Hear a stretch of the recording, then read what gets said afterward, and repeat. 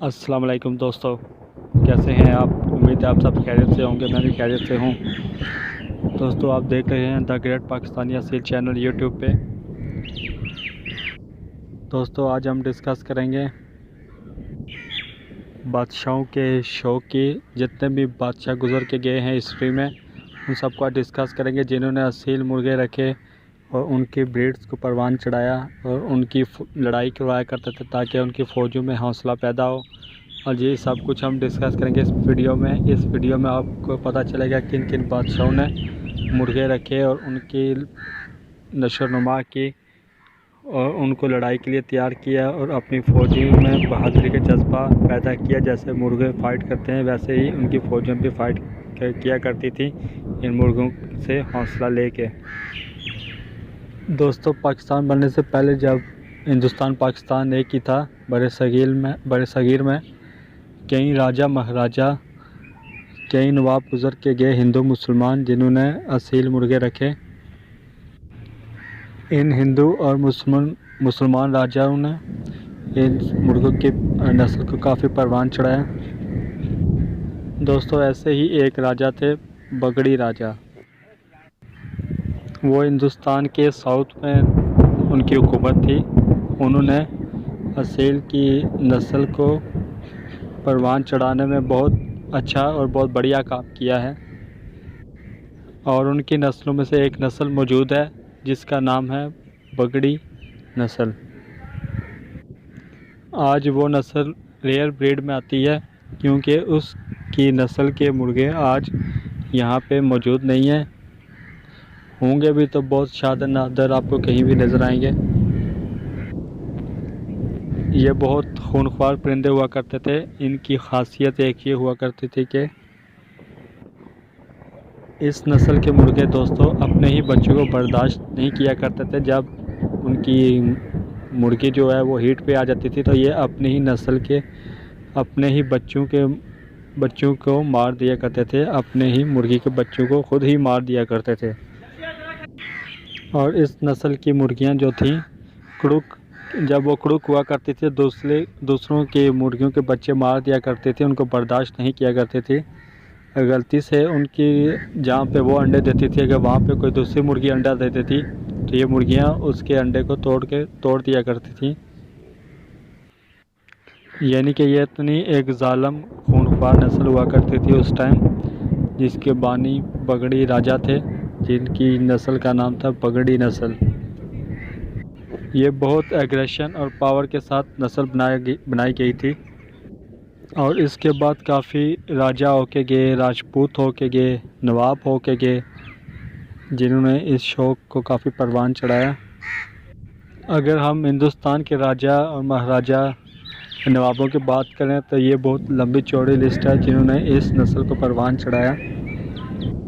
अगर हम नाम गिनवाने लगें तो ये बहुत लंबी लिस्ट बनेगी और बहुत लंबी वीडियो हो जाएगी। जैसा कि हमने पहले बगड़ी राजा का जिक्र किया। दोस्तों, इस तरह काफ़ी नवाब लखनऊ में होके गए और काफ़ी नवाब यूपी में होके गए जिन्होंने ये मुर्ग रखे। और इसी तरह राजस्थान में काफ़ी राजपूत गुज़र के गए जिन्होंने इस नस्ल को काफ़ी परवान चढ़ाया, असील की नस्लों को। तो ये सब बातें हिंदुस्तान की हैं जो पाकिस्तान बनने से पहले था। पाकिस्तान बनने से पहले दोस्तों आपको जैसे मालूम ही है कि हिंदुस्तान पाकिस्तान एक ही था। ये उस सारे खित्ते की बात हो रही है जिस टाइम वहाँ पे बादशाह रहा करते थे। बादशाहों की हुकूमत हुआ करती थी मुग़लों की, और मुग़लों से पहले राजपूत थे। इन सब की बात की जा रही है। और पंजाब में सरदार ऐसे थे जिन्होंने इन काफ़ी असील की नस्लों को परवान चढ़ाया, इनका शौक़ किया।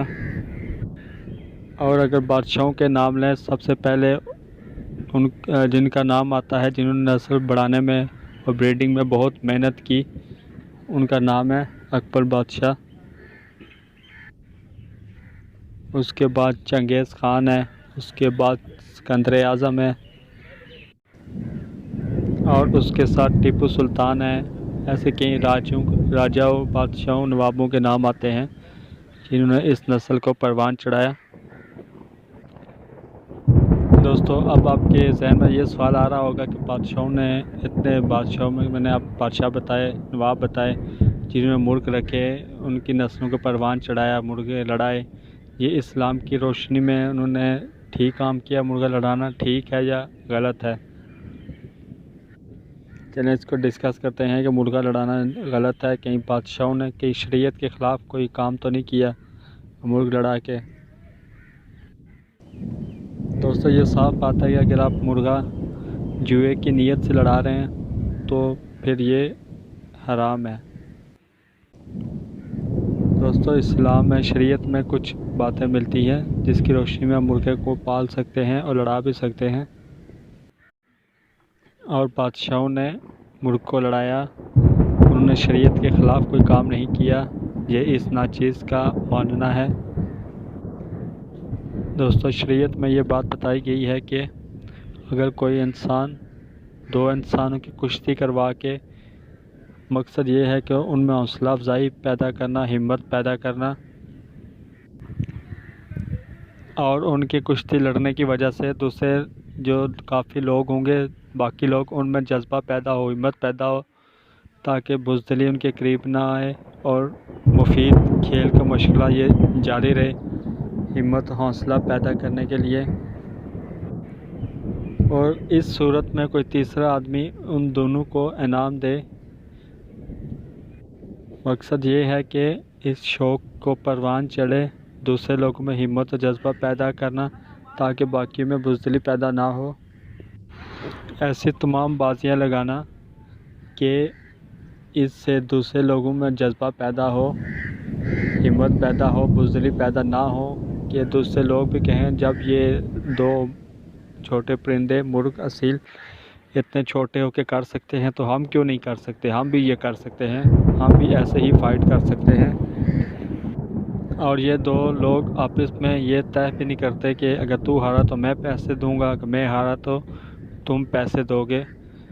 ये इस्लाम ने ऐसे आपसी मामलों को मना फरमाया है, नाजायज़ किया है, बल्कि इनाम कोई तीसरा आदमी देगा। जैसे कोई बादशाह कोई महफ़िल रखे और उसमें वो बादशाह इनाम देगा जो तीसरा बंदा होगा। ऐसी सूरत में शरीयत इजाज़त देती है जो लोगों की फलाह व बहबूद के लिए हो, हिम्मत पैदा करने के लिए हो। ऐसी सूरत में शरीयत इजाज़त देती है इन मुर्गों के स्पोर्ट्स में, खेलों में, ताकि मकसद ये है दूसरों में हिम्मत और हौसला पैदा हो।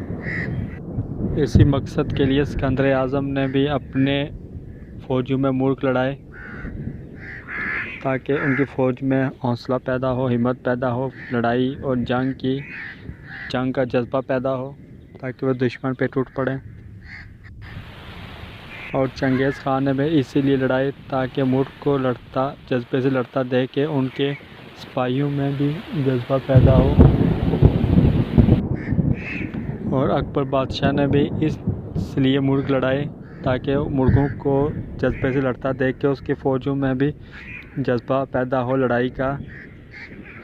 इस मकसद से बादशाहों ने मुर्ग लड़ाए और मुर्ग पाले अपने महलों में, ताकि लोगों बाकी फ़ौज में भी जज्बा पैदा हो और दुश्मन को वो निस्त व नाबूद कर दें। और टीपू सुल्तान और इसके अलावा बाकी जितने नवाब राजा हो गए, उन सब ने इसी मकसद के लिए मुर्ग लड़ाए और मुर्ग पाले और उनकी नस्लों को परवान चढ़ाया। और दोस्तों, आज भी पूरी दुनिया में हिंदुस्तान, पाकिस्तान में बहुत बड़े लेवल का शौक़ किया जाता है।